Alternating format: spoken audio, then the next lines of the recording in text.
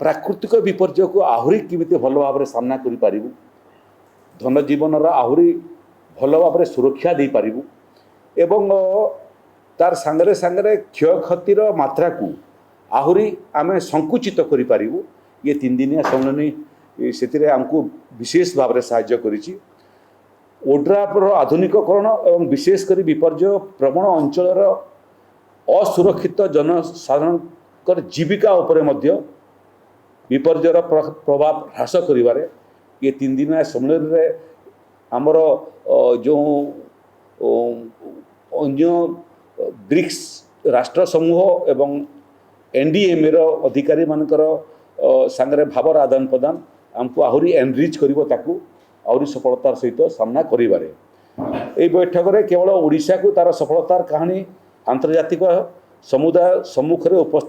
स्थापना करिवार सुयोग देई नथिला बरं अन्य देश गुड़िकर उदीयमान तथा विकासशील प्रयुक्ति एवं सर्वोत्तम पद्धति विषय रे मूल्यवान ज्ञान मध्य आमको प्रदान करिथिला। ये अभिज्ञता एवं विश्वस्तरीय विपर्य परिचालना व्यवस्था गठन एवं विपर्य प्रतिरोध क्षेत्र में ओडिशार विश्वस्तरीय आदर्श स्थान को आहुरी सुदृढ़ करने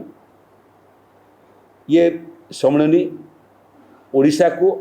आहुरी साहाय्य करिवो एवं राज्यर जो संकल्प से संकल्प को आहुरी आगामी दिन में शक्तिशाली एवं शानित करिवो।